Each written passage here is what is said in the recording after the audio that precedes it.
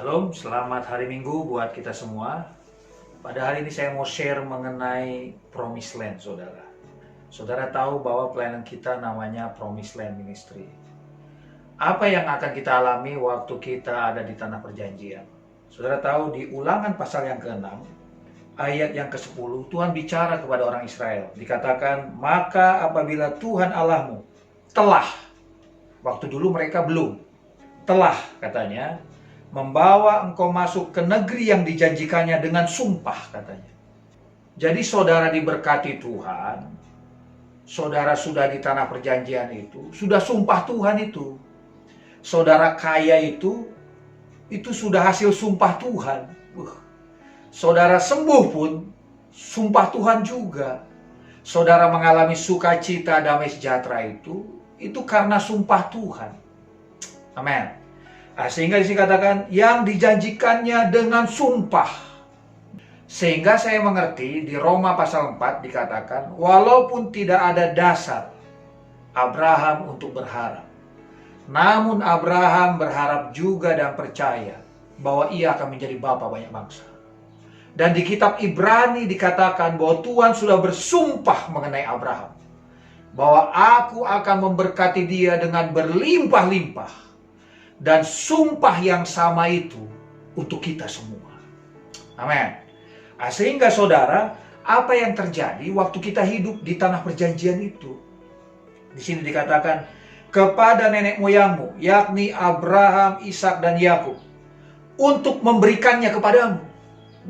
Baru saya ngerti di Roma 8 ayat 32 dikatakan, ia yang tidak menyayangkan anaknya sendiri, tetapi yang menyerahkannya bagi kita semua. Bagaimanakah mungkin ia tidak mengaruniakan? Itu artinya saudara mengaruniakan. Diberikan cuma-cuma. Apa yang diberikan cuma-cuma kata Rasul Paulus di situ? Segala sesuatu.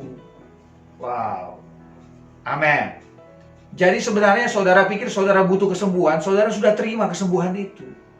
Saudara pikir saudara butuh kekayaan, saudara sebenarnya sudah terima kekayaan itu. Karena saudara sekarang hidup di tanah perjanjian.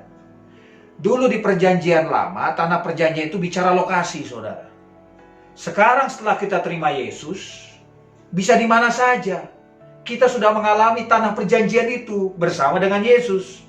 Sehingga Yesus pernah berkata, datanglah semua yang letih lesu, aku akan memberikan, bahasa Inggrisnya, rest kepadamu. Amin. Sehingga di kitab Ibrani dikatakan, mereka juga mendengar kabar kesukaan yang sama, tapi mereka nggak sampai ke tempat rest itu. Saudara dan saya sudah ada di tempat rest itu. Sudah ada di dalam tanah perjanjian itu. Amin. Sehingga dikatakan, apa yang terjadi waktu itu? Untuk memberikannya kepadamu katanya, kota-kota yang besar dan baik. Kita tinggal di Batam.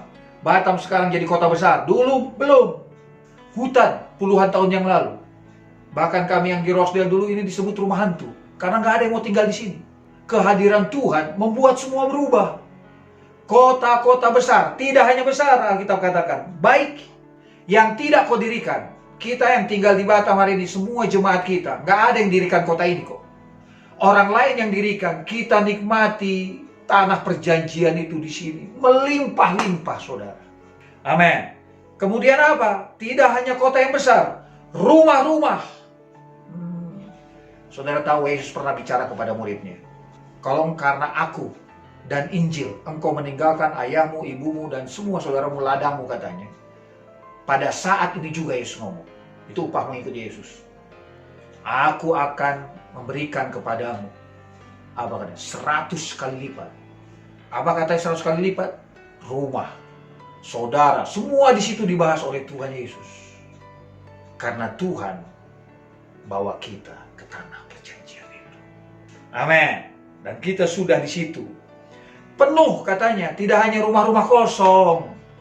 Oh, haleluya. Dikatakan penuh. Berisi berbagai-bagai barang baik, gak dibilang barang bekas atau barang tak baik.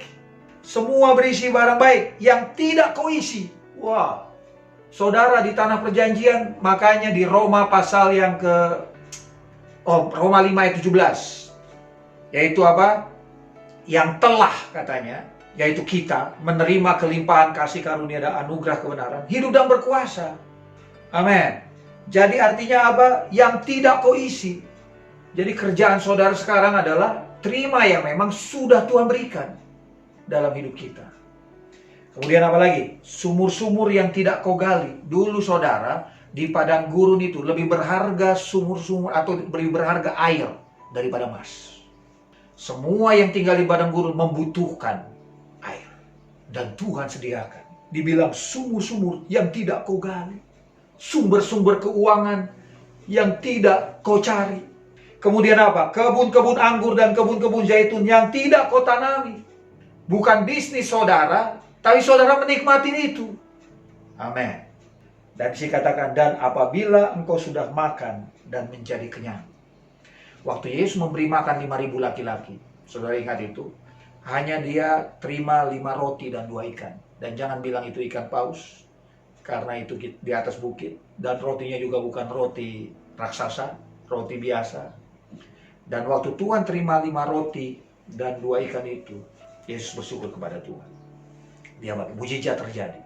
Alkitab mengatakan, sampai semua mereka kenyang. Saudara dan saya sekarang di tanah perjanjian, Promised Land. Saudara pasti makan dan kenyang.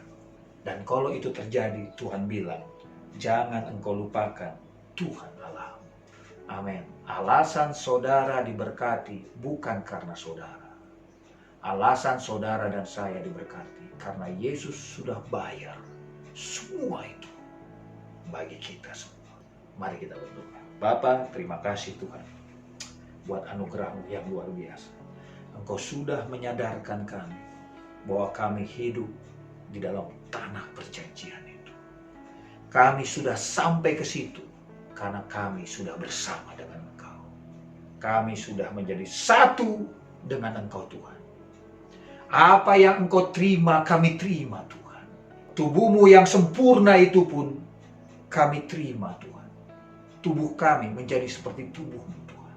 Pikiran kami menjadi pikiran-Mu Tuhan. Seperti pikiran. Terima kasih Bapa.